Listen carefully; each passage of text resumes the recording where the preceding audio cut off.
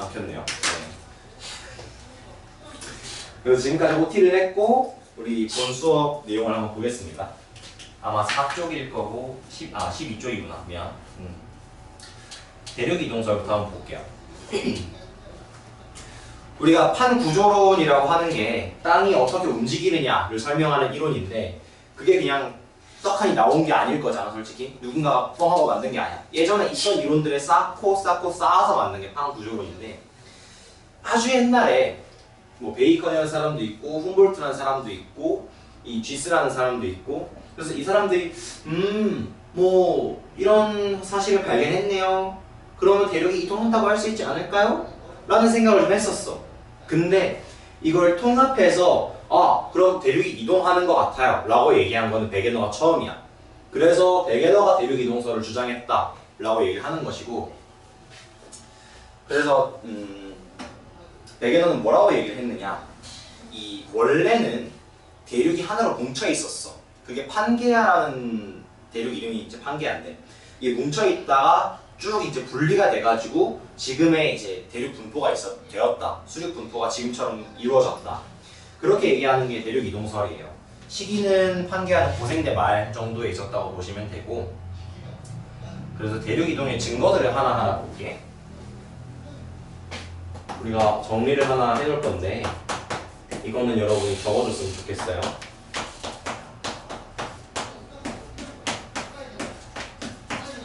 지금 우리 대륙 이동설에 대해서 배우고 있고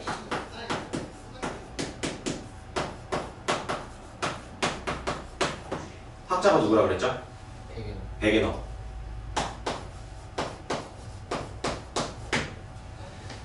자, 이제 한번 그림을 좀 그려보겠습니다.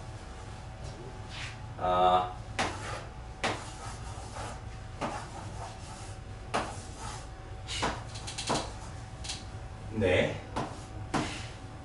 어디 갔을까? 이렇게. 네. 한 빼먹었네요. 세계지도입니다. 네. 다들, 네. 유럽, 아시아, 뭐 한국, 일본, 오세아니아, 아프리카, 북아메리카, 남아메리카 이렇게 그려놓은 것이고 살짝 조금 더 현실감 있게 그리자고 한다면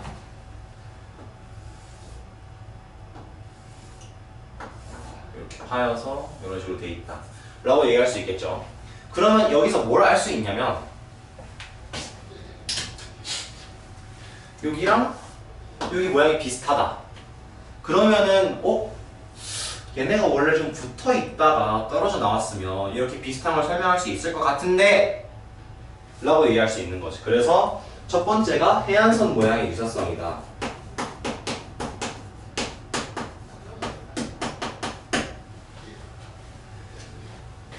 두 번째, 좀 다른 색깔을 좀 써볼게요.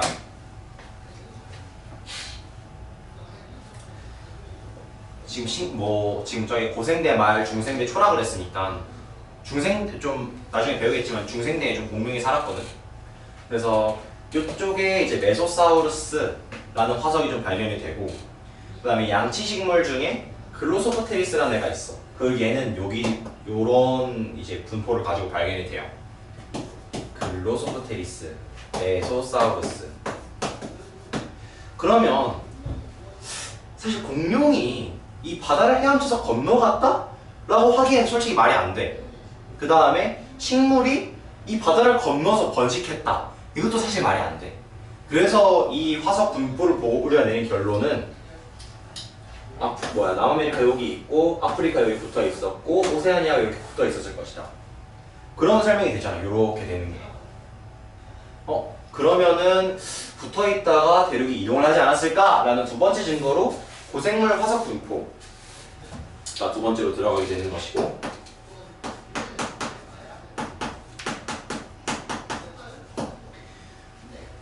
그 다음에 세 번째는 이쪽에서 찾을 수가 있어요. 여기랑 여기 언저리 두 개가 여기 산맥이 있어. 그런데 산맥을 봤는데 여기도 만약에 이런 구조가 있다고 치고 여기도 이런 구조가 있어. 그 다음에 아메리카에도 이런 구조가 있고 유럽에도 이런 구조가 있어. 그러면 얘네 두 개가 비슷하게 생긴 걸 보니까 원래 붙어있지 않았을까? 라고 할 수 있다는 얘기인 것이고, 마지막으로 빙하의 흔적. 저거는 특이한데, 지금 이 책에 있는 그림을 봤을 때 얘네가 극지방이 아니거든? 극지방이 아닌데 지금 빙하 흔적이 있었다는 얘기야. 그럼 가능한 가설. 첫째, 여기가 옛날에 추웠다. 그냥 그렇게 얘기할 수도 있죠. 근데 여긴 거의 적도 근처란 말이야. 적도 근처가 추우면 지구가 싹 다 추웠어야 돼. 그래서 이게 여기서 추웠다라고 하면 전부 이제 빙하가 발견돼야 되는데, 빙하 흔적이 발견돼야 되는데 그게 아니라는 거지. 그러면 두 번째 가설은 원래 얘가 추운 데에 있다가 올라온 것이다. 남극 근처에 있다가 올라온 것이다. 라고 얘기할 수 있는 거죠. 그래서 이 빙하 퇴적물의 흔적이 대륙 이동의 증거가 된다. 이렇게 네 가지 정도 알아두시면 돼요. 세 번째로 지질 구조인 거고, 네 번째는 빙하의 흔적이야. 정확히는 빙하 퇴적물이고. 그래서 이렇게 증거를 베게너가 제시를 했어요. 물론 지가 찾은 건 아니고, 예전에 이제 내가 찾아놨던 거를 딱 종합을 해서 이론을 하나 만들었지. 오! 대륙이 이동하는 것 같아요. 그런 사람들이 무슨 질문을 했을 것 같아? 왜 움직여요? 라는 질문을 할 수 있겠지. 근데 베게너는 거기 대답을 못했어. 대륙이 왜 움직여요? 라는 질문에 대해서 원동력을 설명하지 못했다라는 거지. 그래서 베게너가 이제 이걸 처음 주장했을 당시에는 사람들이 안 믿었어요. 아니 이 큰 땅덩어리가 어떻게 움직이냐? 라고 얘기를 했던 거죠. 이게 대륙 이동설에서 설명해야 할 전체 내용입니다.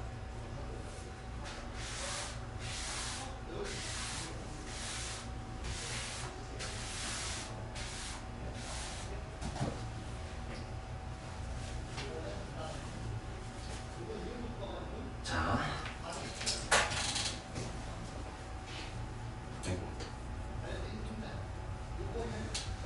두 번째로 이제 판구조론까지 어떻게 도달하였는가를 지금 설명하고 있는 거예요. 처음에 대륙 이동설이 있었고, 그 다음에 멘틀 대류설이 있는 거야.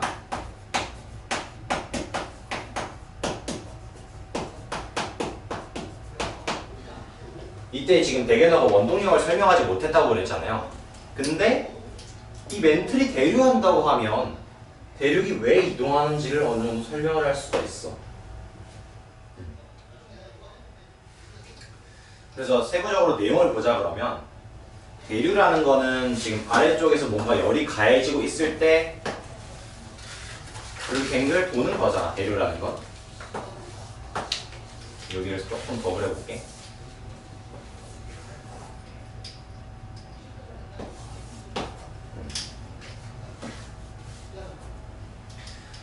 여기가 가열되고 있어.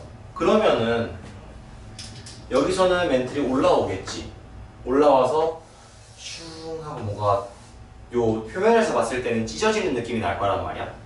그러면은 얘는 나중에 갈라져서 바다가 생기겠네요 라고 할 수 있는 거지. 대륙이 찢어지니까 그 사이에 뭔가 메꿔야 될 거 아니야.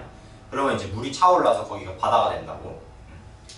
그래서 이 멘틀 대류가 상승하는 부분에서는 바다가 되었을 거예요. 아니면 지금 여기 뭐 대륙이 하나 더 있다 그러면 얘도 이렇게 이동할 거 아니냐? 그럼 나중에는 대륙이 여기서 만나겠지. 만나는데 계속 누르면 이게 위로 섰든지 아래로 꺼지든지 해야 된단 말이야. 그래서 결국은 만나서 이런 식으로 산맥이 생기겠구나 라는 생각을 할 수 있는 거예요. 그래서 정리하면 멘틀 대류가 상승하는 곳에서는 해양이 생길 것이다. 하강하는 곳에서는 산맥이 생길 것이다. 그런 주장을 누가 했다? 홈스라는 사람이 했다.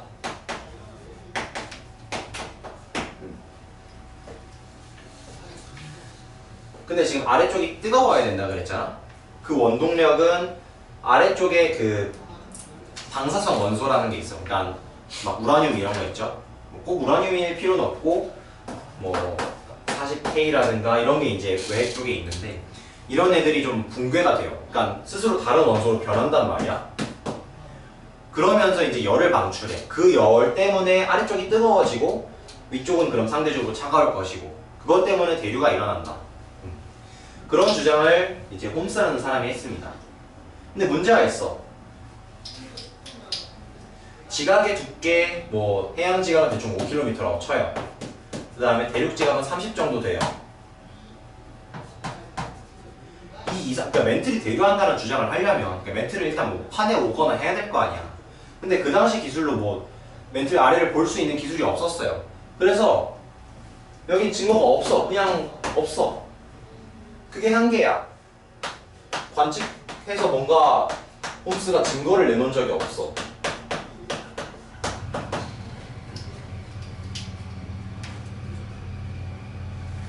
그래서 또 한 번 묻혔지.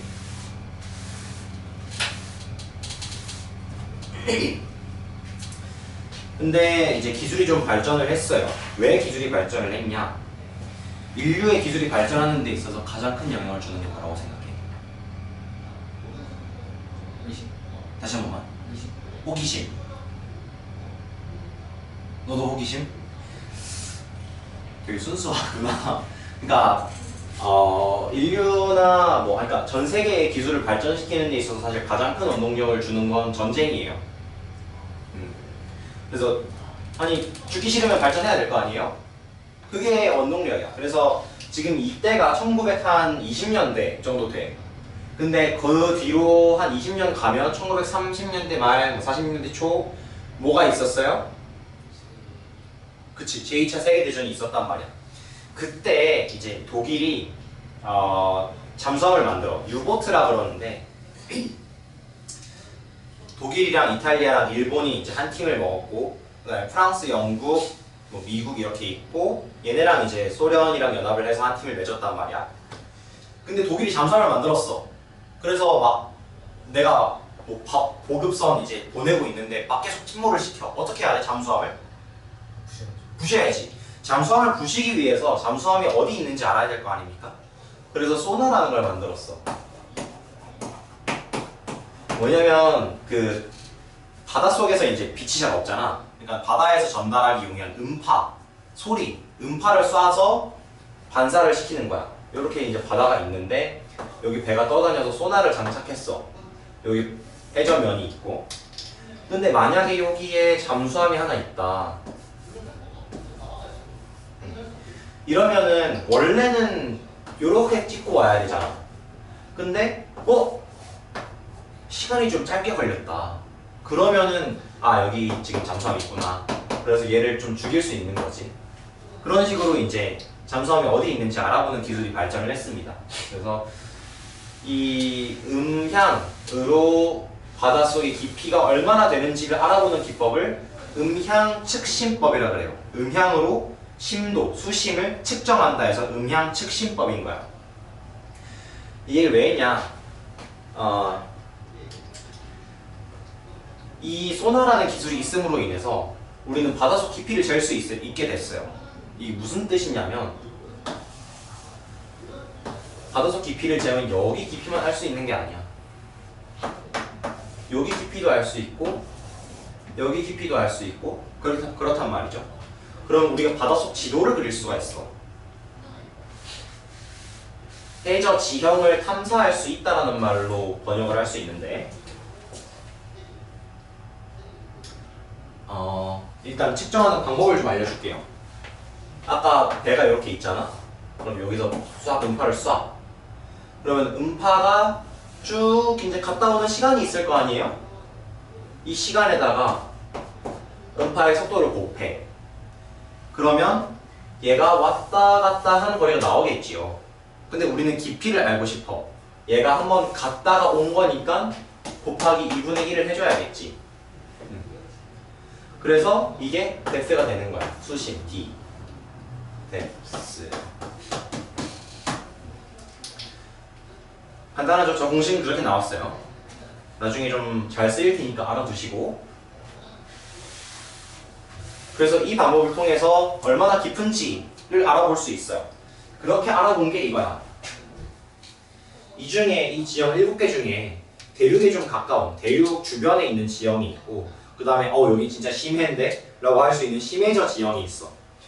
보시면 알겠지만 여기 대륙이라고 붙어있는 애들은 당연히 대륙 주변부 지형이고요.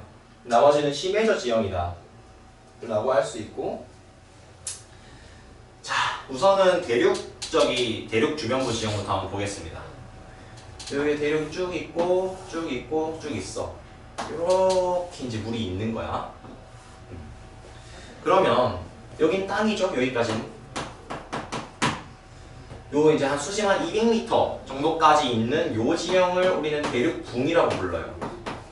네, 대륙자는 좀 생략을 할게. 대륙붕인 거야.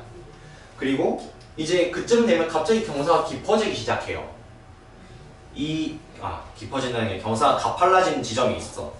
이 가파른 지역을 우리는 대륙 사면이라고 불러. 마지막으로 이제 가파르다가 이제는 평평한 지형이 나오는데, 이러면 이제 대륙대. 여기는 좀 쓸게. 이런 식으로 돼 있고, 한 가지 좀 물어보자. 여기 뭔가 있었어. 요 위치에. 근데 막 지진이 나거나 뭐 화산이 터져서 땅이 우르르 울렸어. 그러면 가만히 있던 얘는 어떻게 움직이려고 할까? 여기 있었어. 근데 우르르 움직였어. 그럼 얘는 어디로 가야 돼? 떨어지면? 떨어진다고 이미 얘기를 했구나. 쭉 이제 흘러가야죠, 아래로. 그걸 이제 저탕류라고 그래. 아래로 이제 흘러가는 저탕류, 퇴적물이 흐르는 건데. 근데 어쨌든 그러니까 바다에서 일어나는 산사태 같은 느낌이라고 생각하면 되겠어요. 그러면은 이제 뭔가 좀 센 그냥 물이 아니라 퇴적물이 흐르는 거잖아. 그러면은 여기 좀 사면에 골짜기가 생길 수 있다라는 얘기인 것이고, 얘가 흘러내려서 여기 쌓이겠죠? 근데 쌓이는 걸 지구과학적으로 뭐라 그래? 뭐가 쌓여? 그치. 그러면 얘가 퇴적이 되면 퇴적암이 생길 거예요. 여기 생기는 암석을 저탁암이라고 불러요. 지금 당장은 뭐 저탁류랑 저탁암이 중요하진 않은데 나중에 한번 나올 것 같으니까 말씀을 드리고, 이게 지금 대륙 주변부 지형이고요.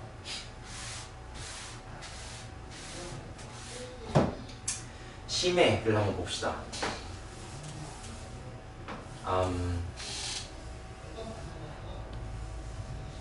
뭐 이런 식으로 돼 있다고 칩시다. 그러면은 일단 가장 쉬운 거, 여기 평평하잖아. 그럼 이 평평한 지형을 심해 평원이라고 불러.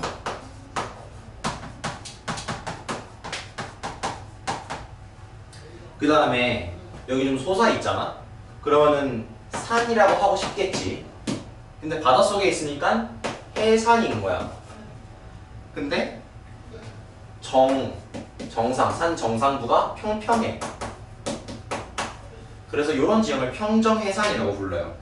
봉우리가 깎여있는 해산을 우리는 평정해산이라고 부른다. 그리고 아까 설명했다시피 이런 어떤 바닷속에 산맥이 있는 그런 경우를 우리가 해령이라고 부른다 라고, 그건 아까 얘기했어요. 이 해령은 진짜 중요해. 여기 마그마가 있어서 올라오거든. 그래서 요 주변 해령을 보면 이렇게 살짝 V자 모양이 있어. 여기를 뜨거운 골짜기라 그래서 열곡이라 그래.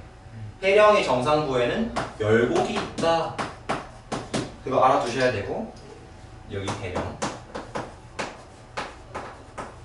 마지막으로 해령, 산맥 솟은 게 있으면 이제 골짜기도 있겠죠? 얘는 해구라고 불러요. 해령은 몰라도 해구는 많이 들어봤을 거야. 지구에서 가장 깊은 데가 어디야? 깊은 바다? 그치, 마리아나 해구. 대충 얼마더라? 11,000m인가? 얼마? 하여튼 10,000m가 넘어. 그래서 에베레스트 솟아 있는 것보다 좀 더 깊게 형성이 돼 있는 게 마리아나 해구다. 그 정도 상식으로 알아두면 좋아요. 네, 이렇게 해서 해저 지형에 대해서 설명을 마쳤습니다. 그러면 이 해저 지형을 바탕으로 해서 또 하나의 학설이 나오겠지. 기술이 발전을 했으니까 관측을 했고 그걸로 학자들이 연구를 했을 것이고, 그러면 하나의 학설이 또 등장을 하는 거예요. 이거 좀 이따 합시다. 그래서 해양적 확장설이라는 게 등장해.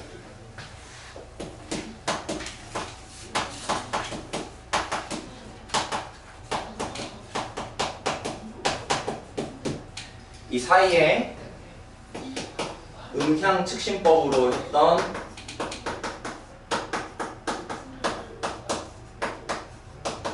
해저 지형 탐사가 들어가 있겠지.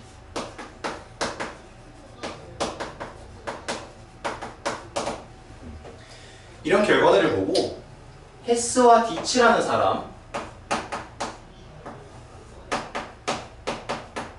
디츠입니다. 이 사람이 해양적 확장설이라는 걸 만들었어요. 이론이 많이 나오니까 이제 좀 피곤해지기 시작하는데 집중하시고 이거 다 외워야 되는 거예요, 문제 풀려면. 이제 그럼 증거를 봐야 될 거 아니냐?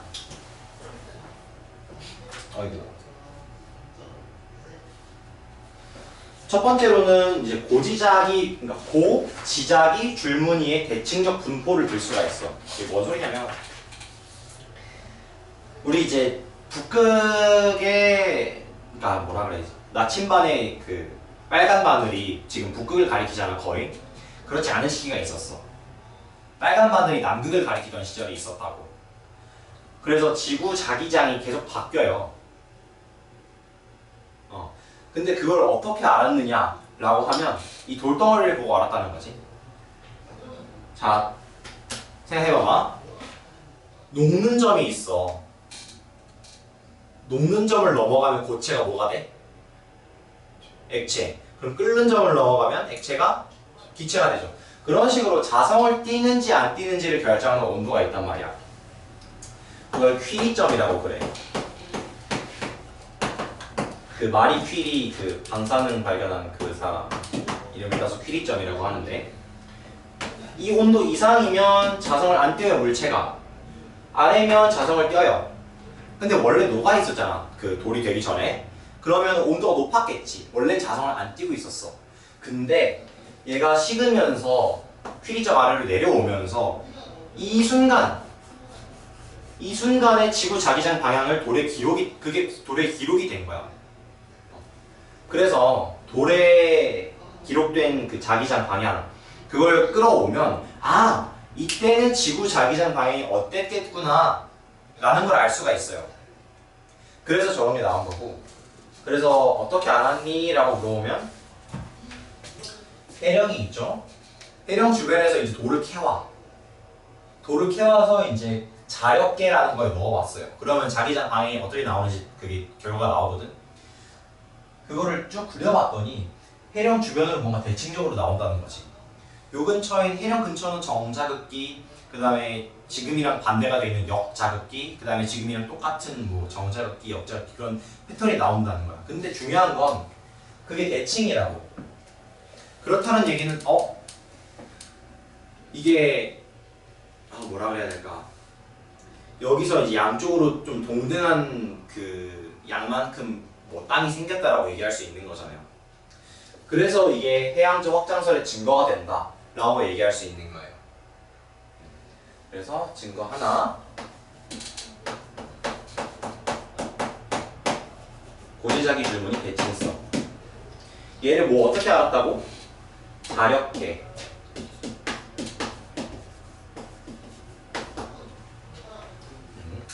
그 다음 두 번째, 해양지각의 나이와 해적 해적물의 두께. 그러면 이것도 한번 설명을 해볼게. 그 방사성 동위원소라고 혹시 들어봤니? 그 핵발전소, 원자력 발전소 같은 거에서 이제 막 분열시키는 거. 그게 그 발전소에서만 분열하는 게 아니고 가만 냅둬도 얘네가 지 알아서 쪼개지거든. 그런 걸 붕괴라 그래. 방사성 붕괴. 그리고 그걸 일으키는 원소를 방사성 동위원소라고 하고, 물론 돌 안에도 이런 게 어느 정도 포함이 돼 있어요.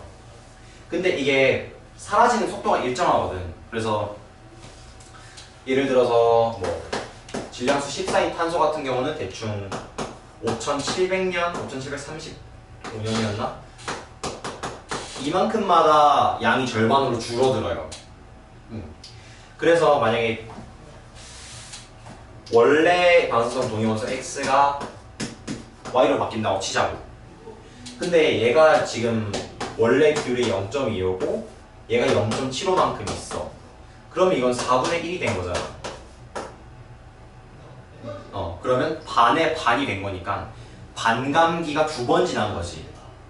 그래서 그러면 이런 비율을 가진 암석은 이 친구 반감기의 2배만큼의 나이를 갖고 있겠구나 라고 얘기할 수 있는 거예요.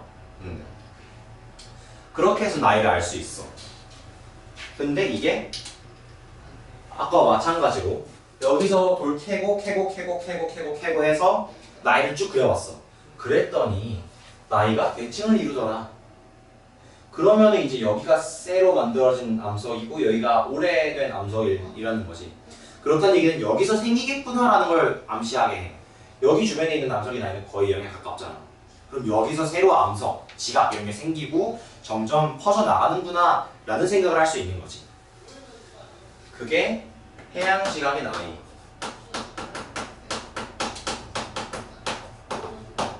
같은 방식으로 해저 퇴적물 그런 걸 봤을 때 퇴적물이 상식적으로 두꺼울수록 오래됐을 거 아니니 쌓이는 속도가 일정하다면. 그랬더니 지금 따져봤더니 퇴적물의 두께가 멀어질수록 두꺼워지는 거야. 그러면 이것도 똑같이 멀어질수록 해양 지각이 만들어진 지 오래됐다는 얘기니까 그것도 여기서 형성된다는 걸 암시하고 있고. 퇴적물 두께. 그 다음에 별거 아니지만 수심도 중요하다. 해령에서 멀어질수록 수심도 깊어져요. 그런 어떤 대칭성이 해령에서 시작이 되는구나 라고 하게끔 생각을 하게 한다는 거지. 여기는 그래서 해양지각 나이는 방사성 동위원소.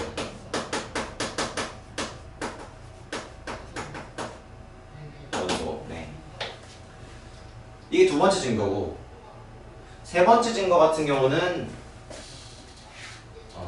여러분 페이지를 넘기시면 돼 있고, 이거는 지형 얘기야. 열곡이랑 변환단층.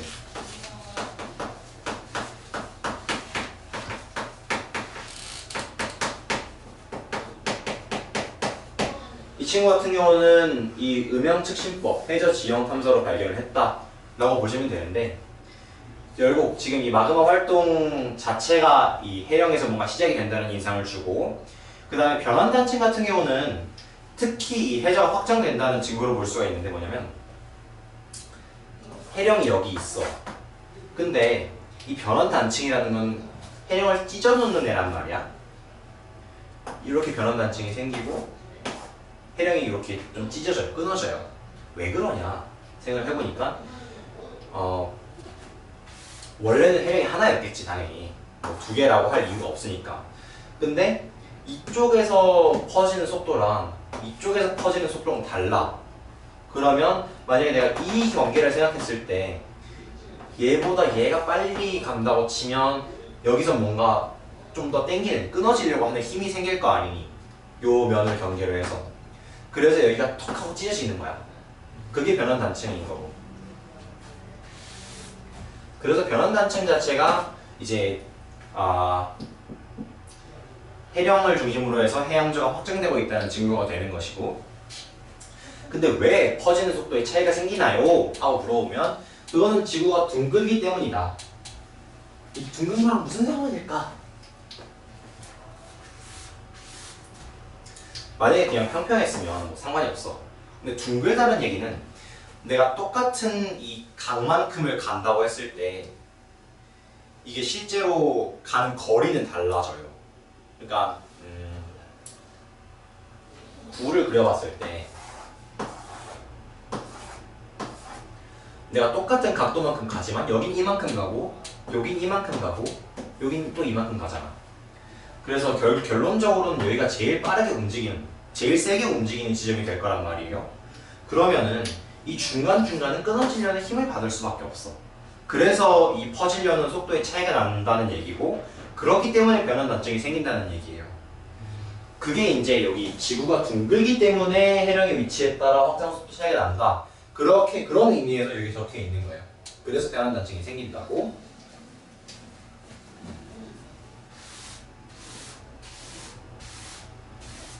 마지막, 섭입대 주변 지진의 진원 깊이 분포. 이게 해양저가 확장을 한다고 치자고. 근데 무한히 확장할 수 없잖아. 어디선 이제 없어져야 되잖아. 땅이 무한히 늘어날 수 없잖아. 바다도 그렇고. 그래서 그러면 여기서 없어지겠구나 라는 걸 알게 된 거지. 근데 없어지는 지점을 어떻게 찾았느냐 라고 해보면 일단 땅을 한번 그려볼게. 이런 지역이 있고 미안, 여기가 바다고 여기가 땅이야. 그런데 이런 기술이 생겼어. 지진을 내가 쫙 볼 수 있단 말이야. 지진이 어디서 생겼는지, 땅으로부터 얼마 깊이에서 생겼는지, 그런 기술이 생겼어요. 근데 여기서 어떤 걸 알아냈냐면 봤는데 지진이 일어나는 위치랑 깊이를 내가 다 기록을 해봤거든요. 지진이 일어나는 위치들을 내가 다 표시를 해봤더니 이런 모양이 되었어요. 그러면은 이렇게 해서, 지진이라는 건 사실 땅이 마찰이 되니까 생기는 거 아니야. 땅이 긁히니까는 지진이 나는 거라고. 그럼 여기서 땅이 긁히는 게 이런 모양으로 긁히고 있다는 얘기잖아. 그러면 여기 있는 땅덩어리가 아래쪽으로 들어가서 지금 긁히고 있는 거구나 라는 걸 생각할 수 있는 거지. 이 그림을 봤을 때. 그러면 우리가 해양적 확장설의 약간 약점이라고 볼 수 있었던, 땅은 어디로 그럼 사라지나요? 지구는 땅이 생긴 땅은 언제 죽나요? 라는 질문에 대답을 할 수 있게 된다고. 이 관측으로 인해서. 그래서 이게 해양적 확장설의 하나의 증거가 된다 라고 얘기할 수 있는 거예요. 섭입대 주변의 진원 깊이 분포.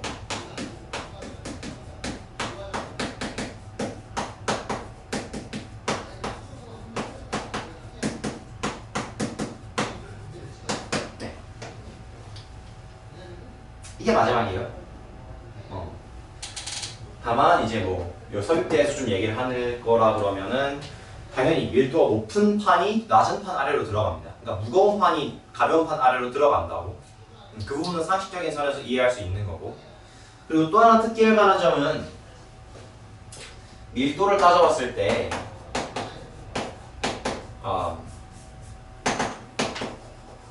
해양판이 대륙판보다 밀도가 높아요. 그래서 대륙판이랑 해양판이랑 만나면 해양판이 대륙판 밑으로 들어간다 라는 것까지는 이걸 추론을 할 수가 있어.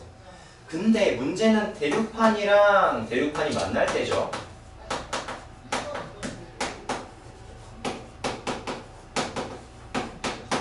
이럴 때는 사실 이 해양판이 가라앉는다고 하려면 어느 정도 해양판이 멘틀보다 좀 무거워야 이렇게 끌고 들어갈 거 아니야. 근데 대륙판은 그게 안 돼. 대륙판은 멘틀보다 좀 많이 가벼워요. 그래서 얘는 섭입하지 않고 그냥 충돌해. 얘가 멘틀이라면 그렇게 많이 들어가지 않고 좀 이런 식으로 충돌하고 대신 여기 산맥을 하나 만들어. 그렇게 만들어지는 게 스폭산맥입니다.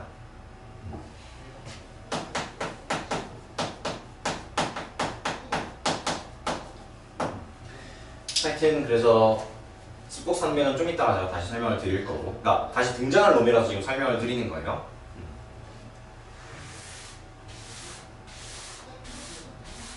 그래서 이 친구는 딱히 한계라고 말할 만한 게 없어요. 왜냐면 여기까지 싹 다 종합을 하면 판 구조론이 나오거든.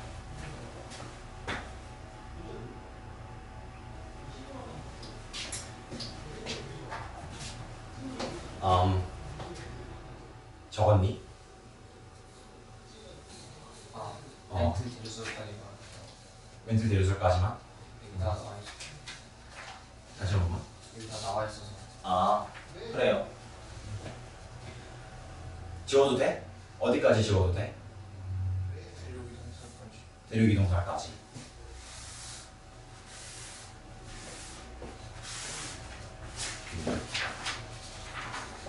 그래서 이제 얘네를 싹 다 종합을 하면 판 구조론이 나와요.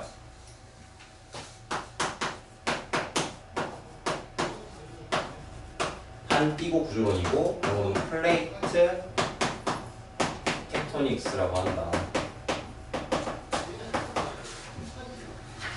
이거는 이제 현대 이론이기 때문에 학자들이 여러 명이 관여해서 지들끼리 뭐 얘는 뭐 만들고 얘는 뭐 만들고 하는 게 있거든요.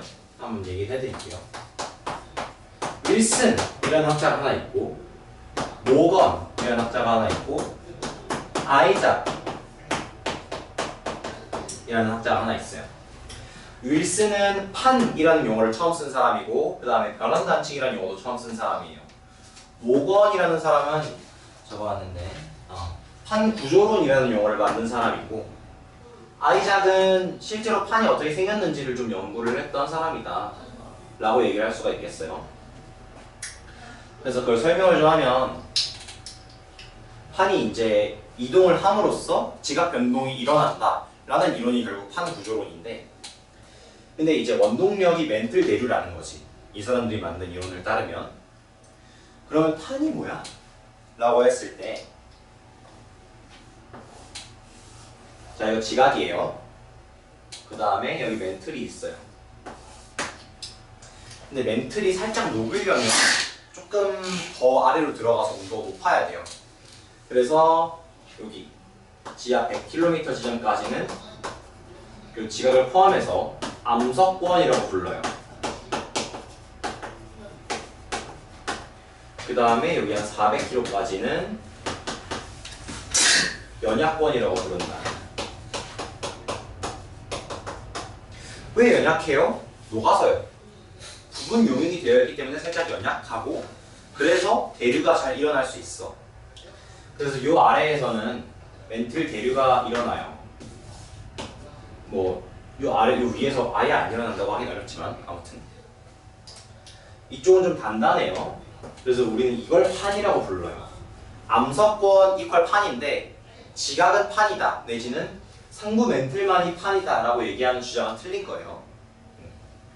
그래서 이 연약권, 대류하는 연약권 위에서 떠다니는 암석권, 그 모델, 그렇기 때문에 이 판이 이동할 수 있다라고 얘기하는 게 판 구조론이다. 네, 그렇습니다. 얘네를 좀 적어줬으면 좋겠는데 안 적을 거죠? 안 적으려면 안 적어도 되는데, 근데 오늘 그게 좀 아깝다. 그 적을 칸이 없어서. 뭐 종이를 좀 줄까? 빈 곳에 적겠습니다. 여기. 판구조론 같은 경우는 요렇게 이제 적어주면 좋겠어요. 증거는 안 적어도 돼. 이건 증거가 아니니까.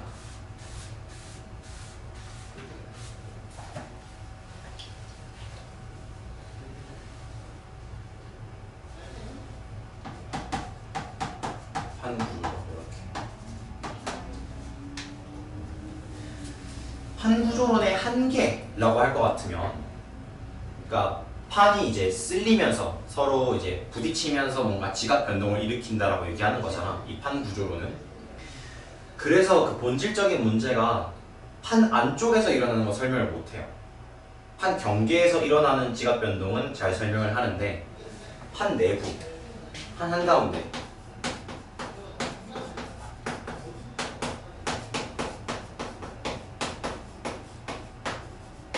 얘를 설명을 못했다라는 게 한계가 되고, 나중에 이것보다 좀 더 최신 이론을 플룸 구조론이라고 배울 거예요. 다음 주나 다다음 주쯤에 배우게 될 것 같아.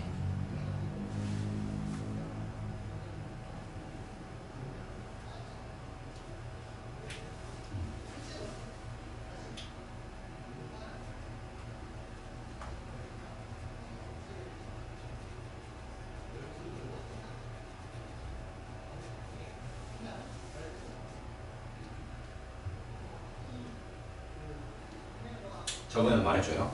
적었어요?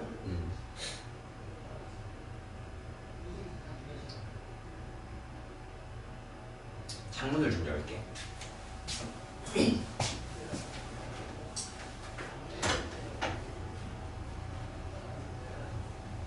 추우면 말하고.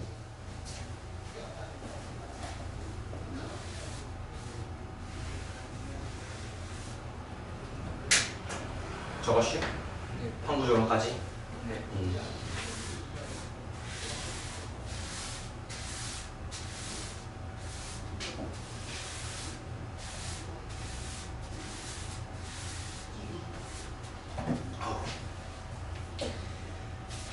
그러면 이제 쭉 넘겨서 넘기기 전에 조금 잠깐 뒤로 돌아와.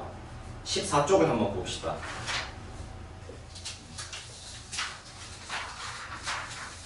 우리 탐구 활동 하나 안 하고 넘어가서 그 부분을 좀 할게.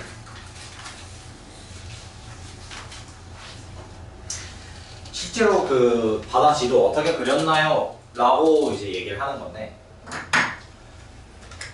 내가 아까 그 공식은 알려줬지. D는 2분의 1 VT.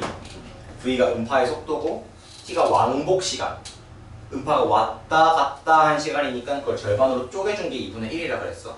그래서 이게 수심이 되는 것이고, 그러면 실제로 내가 얻는 데이터는 시간이란 말이야. 시간을 딱 가져와. 그러면 내가 A를 한번 그려볼게. 예시로다가. 그래서 제목은 A고,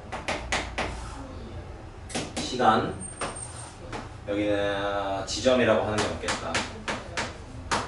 지점이 1부터 10까지 있을 것이고,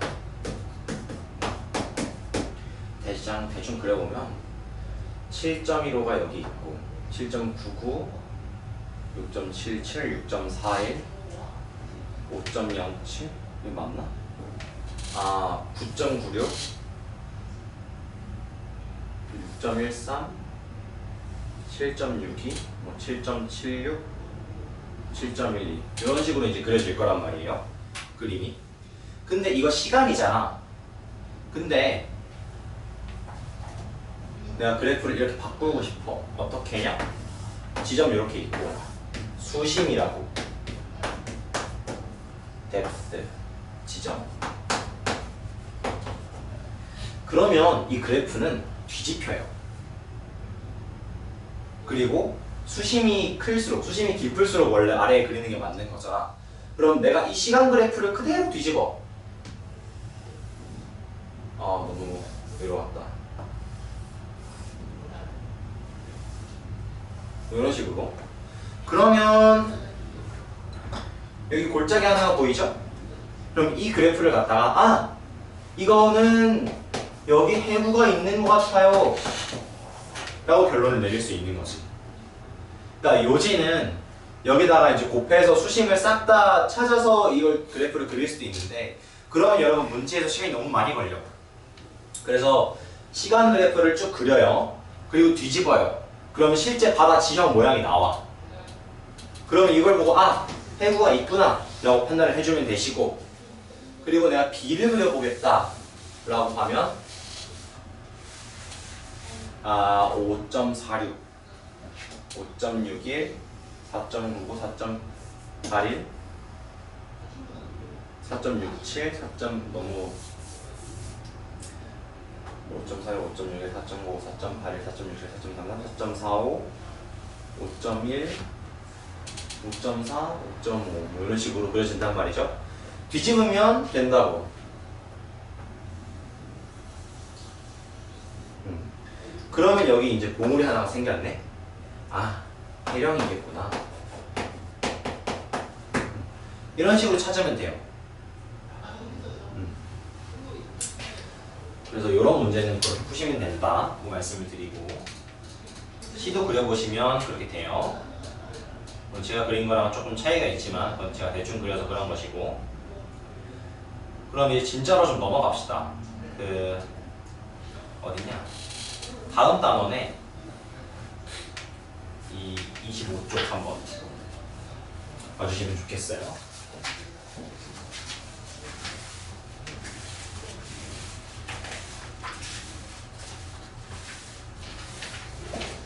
요거는 책에 있는 거 그냥 보시면 돼. 딱히 적을 필요는 없으신데, 우리 그건 얘기했다, 그렇지?